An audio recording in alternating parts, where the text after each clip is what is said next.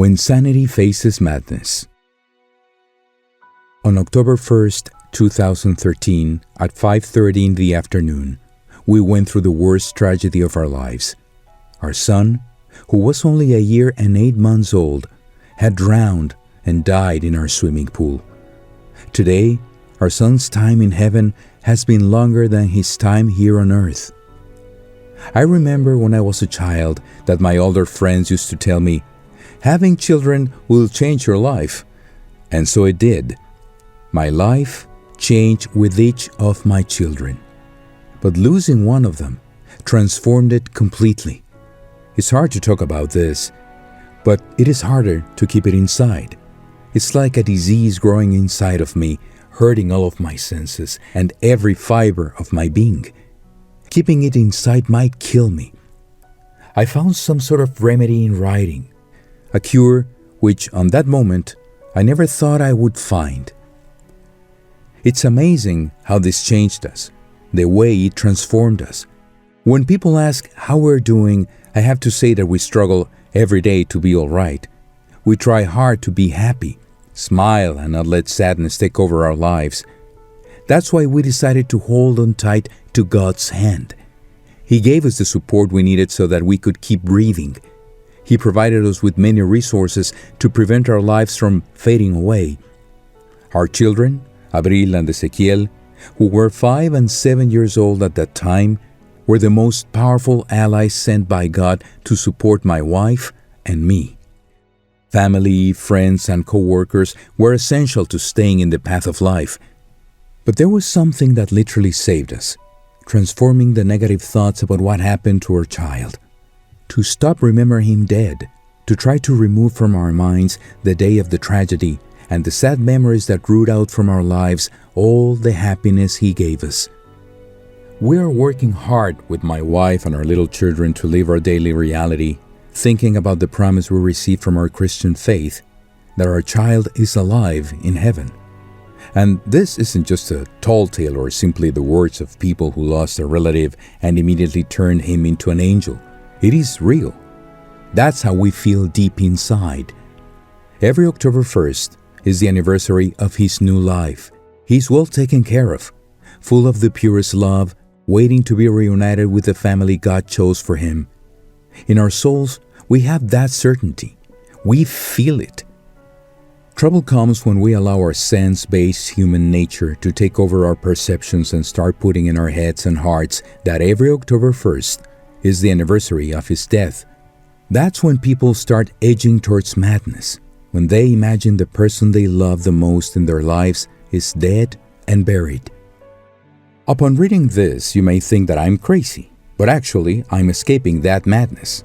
It's the kind of madness that haunts us every day of our lives, trying to get to us. But that madness will never reach us if we remain firm in our hope that there is life after this one.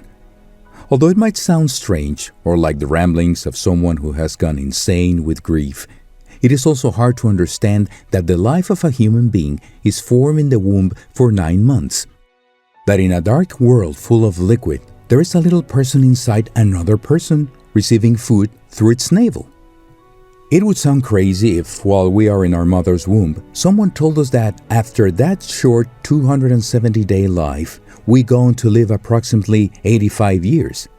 That would be 115 times more than what we already lived inside the womb. That we would be breathing oxygen instead of liquid, and that we would feed through our mouths. That we could walk, run, love. It sounds like a life too beautiful to be true. Inside that little world, we would never imagine what's outside of it. It makes sense that we may get to live out here 115 times longer than in the womb. But doesn't it make sense that our faith validates that we will live an unlimited amount of time after this life, the one we know? For those without faith, that promise isn't trustworthy, nor can it be explained. But that is not my case. I believe in the afterlife as well. I believe that nobody can explain it to us because, even if they could, we would never understand it, nor here, not today. It's the same as St. Augustine experienced when he found a boy that was taking water from the sea and putting it into a little hole in the sand. He asked him what he was doing, and the boy answered that he wanted to put all the contents of the sea inside that little hole. St. Augustine then understood that we want to do the same, to put all the contents of God's mind in our little heads, but that's impossible. We don't have enough wisdom to understand our Father's mind. It would be like expecting a logical dialogue between a 1-year-old baby who can just babble some words in English and an 85-year-old quantum physicist who only speaks Japanese. Even so, I think that the example is infinitely smaller. You may find it far-fetched or even get angry at every word I write. There's nothing I can do about it.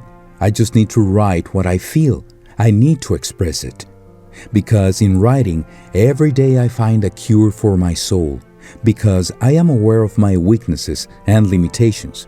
My humanity is too fragile.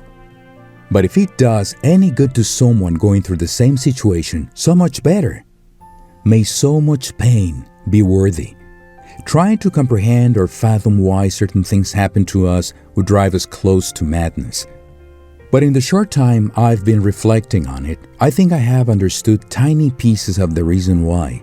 And I base my theory on the transformation we saw reflected in our family's life. In my case, for instance, my son's departure made me grow, learn, and mature in aspects of my life that I would have never imagined. I discovered that there's always more love if you keep on digging, and the strength of that love is mightier than anything in the world. And even though I know it is really little what I understood, comprehend, and accepted, I also know for sure that I will never understand the whole reason until my time of re-encounter comes. I remember the fragment of a text by Robert Lighton, a bishop from the 1600s, that says, "Adversity is the diamond powder with which heavens polish its jewelries."